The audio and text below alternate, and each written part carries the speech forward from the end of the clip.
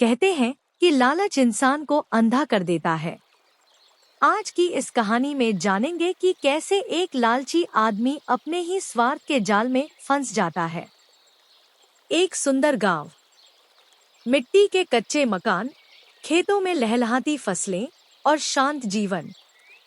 यहीं रहता था एक ईमानदार किसान, मोहन। और उसी गांव में रहता था एक और आदमी, श्यामलाल, जिसे पैसे से ज्यादा कुछ नहीं सूझता था। एक दिन खेत जोतते समय मोहन के फावड़े में कुछ टकराया।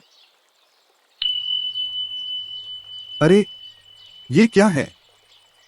पुरानी मिट्टी की मटकी लगती है। इसमें तो सोने के सिक्के हैं। भगवान की देन है, इसका सही उपयोग करूंगा।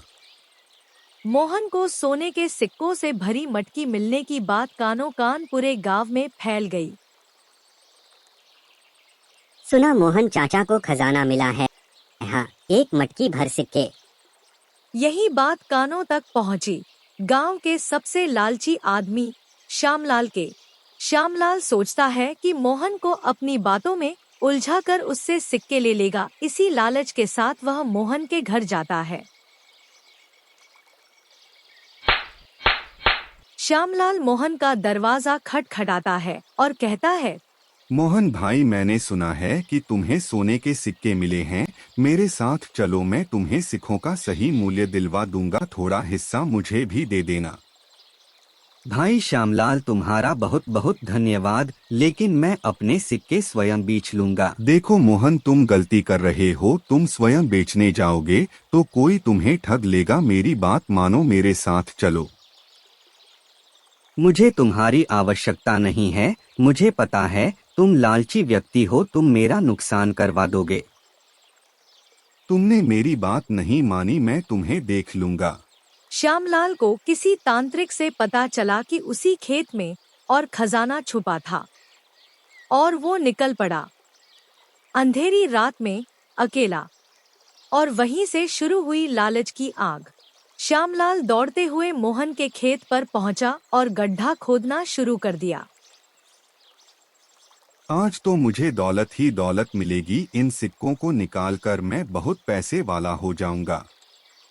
गड्ढा खोदते खोदते उस जगह की जमीन धंस गई और श्यामलाल गहरे गड्ढे में जा गिरा। सोने के मैं सिक्कों इस के लालच गड्ढे में फंस वह गया हूँ। मुसीबत में फंस मेरी गया। मदद करो, कोई सुन रहा है? कृपया मेरी मदद करो, मुझे इस गड्ढे से बाहर निकालो। मैं इस गड्ढे में फंस गया हूँ।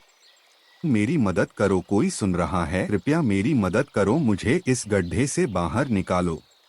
गड्ढे में कोई गिर गया है, वहाँ से आवाज आ रही है। उसे गड्ढे की तरफ चलो। अरे, कोई फंस गया है, कोई रस्सी लेकर आओ। कृपया मेरी मदद करो, मुझे इस गड्ढे से बाहर निकालो। मैं इस गड्ढे में फंस गया हूँ, मेरी मदद करो।